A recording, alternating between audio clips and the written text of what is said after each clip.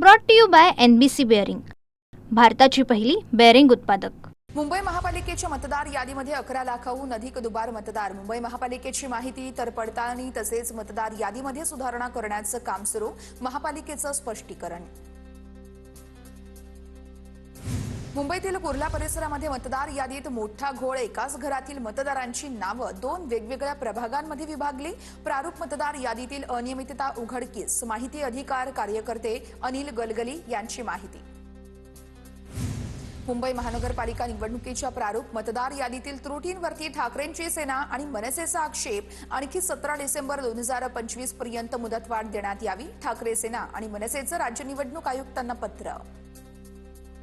राज्य निवडणूक आयोगाची आज मनपा आयुक्तांसोबत बैठक। पालिका निवडणुकांच्या अनुषंगाने तयारी संदर्भात तसेच मतदार याद्यांसंदर्भात बैठक। 10 डिसेंबर पर्यंत राजकीय पक्षांकडून आलेल्या सूचना आणि हरकतींचा आयोग आढावा घेणार। मुंबई महानगरपालिकेनं 20 नोव्हेंबरला जाहीर केलेल्या प्रारूप मतदार यादीवरती मोठ्या प्रमाणामध्ये हरकती। 13 दिवसामध्ये 7452 हरकती सूचना नोंदवल्या, तर पूर्व वांद्रेमध्ये 1820 हरकती नोंदवल्या। दुबार मतदारांची नावं शोधण्याची बीएमसीची डोर टू डोर मोहीम बंद। प्रक्रिया अवघड असल्यानं मोहीम बंद। बीएमसीची माहिती तर दुबार मतदार शोधण्यासाठी निवडणूक आयोगाच्या ॲपचा वापर केला जाणार। काँग्रेस नेते आणि खासदार दिग्विजय सिंह उद्धव ठाकरेंची आज भेट घेणार। उद्धव ठाकरे यांची भेट घेण्यामागचं कारण मात्र अद्यापही अस्पष्ट। काँग्रेसनं पालिकेसाठी स्वबळाची घोषणा केल्यानंतर भेटीला महत्त्व। सांगलीच्या आष्ट्यामधील स्ट्रॉंग रूम बाहेर मवियाचं आंदोलन। मतदानाचा टक्का वाढवल्याचा पवारांच्या एनसीपीचा आरोप, तर हजारो कार्यकर्त्यांचा स्ट्रॉंग रूम समोर ठिय्या।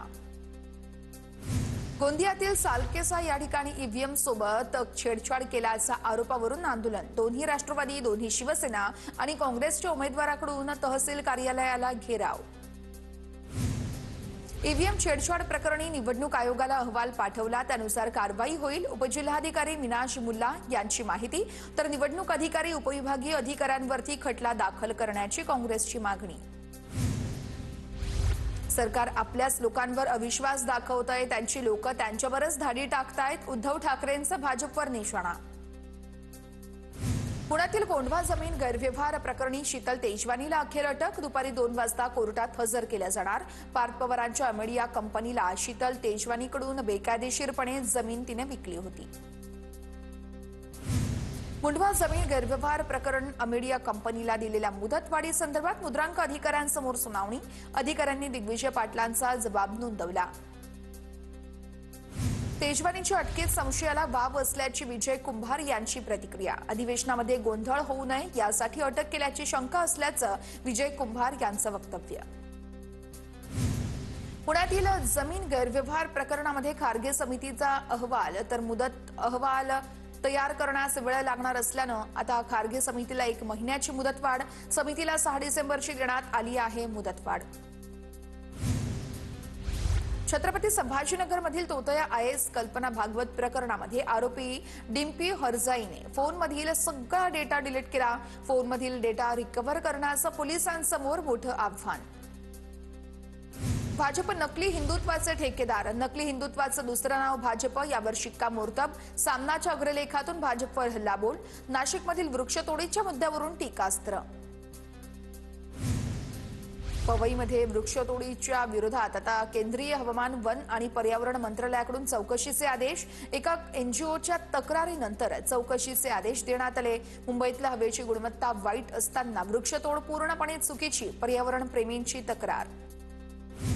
माणिकराव कोकाटे बदनामी प्रकरणी रोहित पवारांना नाशिक न्यायालयामध्ये हजर राहण्याचे आदेश। तर मोबाईलवरती पत्ते खेळतानाचा व्हिडिओ ट्विट केल्यानंतर आक्षेप, तर कोकाटेंबाबत केलेल्या आरोपांमध्ये तथ्य नसल्याचा पोलिसांचा अहवाल। मनोज जरांगे पाटील 7 डिसेंबरला पनवेल दौऱ्यावर। जरांगे पाटील यांच्या हस्ते मराठा भवनचं उद्घाटन होणार, तर खांदा वसाहत या ठिकाणी मराठा कृतज्ञता मेळाव्याला देखील जरांगे पाटील संबोधित करणार। नवी मुंबईमध्ये गजानन काळेंच्या नेतृत्वात मनसेचं आंदोलन। सेक्टर 28 मध्ये आरक्षण भूखंड बिल्डरच्या घशात घातल्याचा आरोप। थोड्याच वेळात आंदोलनाला सुरुवात होणार। डिजिटल सातबाराला कायदेशीर मान्यता. बावनकुळेंचे जिल्हाधिकाऱ्यांना आदेश. 15 रुपयांमध्ये अधिकृत सातबारा उतारा मिळणार. तलाठ्याच्या सही आणि स्टॅम्पची गरज संपली. परिपत्रक जारी. औंधमध्ये दिसलेल्या बिबट्याची बावधन परिसरात एंट्री. अजूनही वनविभागाला बिबट्याचा पत्ताच लागेना. बिबट्याचा शोध लागत नसल्यानं नागरिकांमध्ये भीतीचं वातावरण. पुण्याच्या रांजणगाव MIDC मध्ये लावलेल्या पिंजऱ्यामध्ये बिबट्या अखेर जेरबंद. बिबट्या कंपनीमध्ये मुक्त संचार करताना व्हिडिओ व्हायरल झाल्यानंतर वनविभागानं परिसरात पिंजरे लावले होते. बुलढाण्याच्या आडगाव राजा या शिवारामध्ये बिबट्याचा वावर. बिबट्याच्या संचारानं नागरिकांमध्ये भीतीचं वातावरण. तात्काळ बिबट्याचा बंदोबस्त करण्याची नागरिकांची मागणी. राज्यभरातल्या बाजार समित्या आज बंद राहणार. बाजार समिती कायदा रद्द करून सर्वांना व्यापाराची खुली परवानगी द्या. व्यापाऱ्यांची मागणी. कांदा, बटाटा, फळं, भाजीपाला आणि मसाला मार्केटमध्ये व्यवहार ठप्प होणार. नवी मुंबईमध्ये खाडी परिसरामध्ये दरवर्षीप्रमाणे यंदाही परदेशी पाहुण्यांचं आगमन होण्यास सुरुवात. नवी मुंबईमध्ये अद्याप फ्लेमिंगोचं दर्शन झालं नसलं तरी पांढऱ्या करड्या रंगाच्या समुद्र कुरव पक्ष्यांनी नवी मुंबईकरांचं लक्ष वेधलं.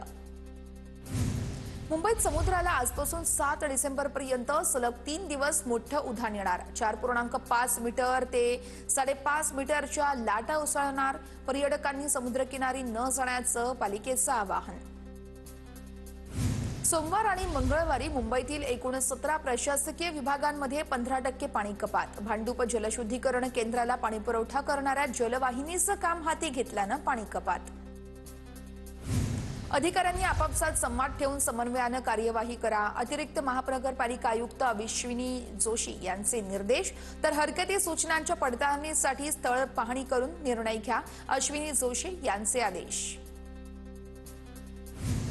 Brought to you by NBC bearing, भारताची पहिली बेअरिंग उत्पादक.